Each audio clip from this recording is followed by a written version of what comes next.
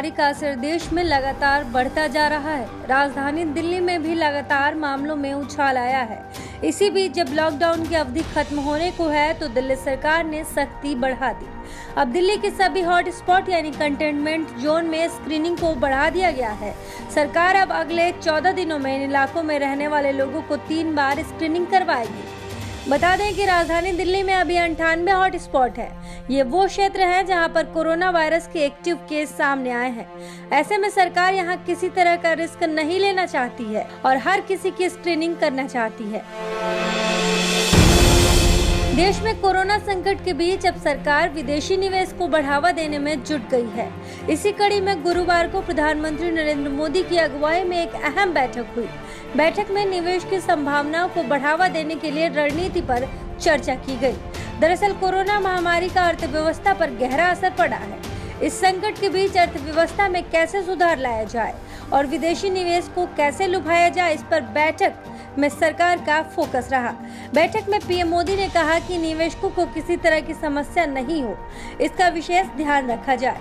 उन्हें केंद्र और राज्य स्तर पर क्लियरेंस को लेकर किसी तरह की परेशानी नहीं हो और इस प्रक्रिया में लगने वाले समय को कम किया जाए। केंद्रीय गृह मंत्रालय ने सभी राज्यों से ट्रकों या माल लदे वाहनों की सुगम आवाजाही सुनिश्चित करने को कहा है।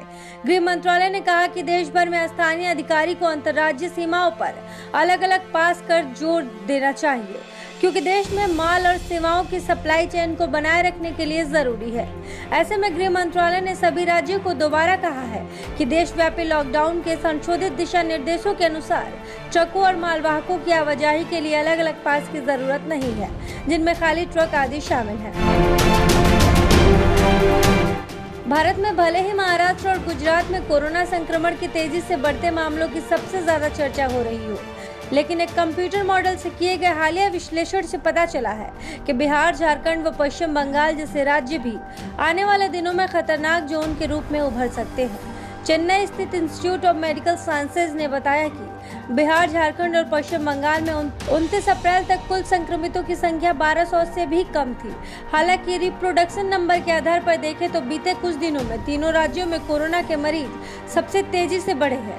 रिप्रोडक्शन नंबर किसी संक्रमित के संपर्क में आने के बाद वायरस के शिकार हुए औसत मरीजों की संख्या को दर्शाता है। कोरोना पर स्वास्थ्य मंत्रालय के संयुक्त सचिव लव अग्रवाल ने प्रेस कॉन्फ्रेंस की, जिसमें उन्होंने बताया कि देश में कोरोना वायरस से पीड़ित लोगों की संख्या बढ़कर 33,050 हो गई है। पिछले 24 घंटे में देश में कोरोना के 1700 से ज्यादा नए मामले रिपोर्ट किए गए हैं। स्वास्थ्य मंत्रालय ने प्रेस कॉन्फ्रेंस में यह भी बताया कि देश में कोरोना मरीजों की संख्या दोगुना होने की रफ्तार अब 11 दिन हो गई है। इसके साथ ही लव अग्रवाल ने कहा कि कुछ राज्यों में कोरोना मरीजों के दोगुना होने का औसत राष्ट्रीय औसत से भी काफी बेहतर है।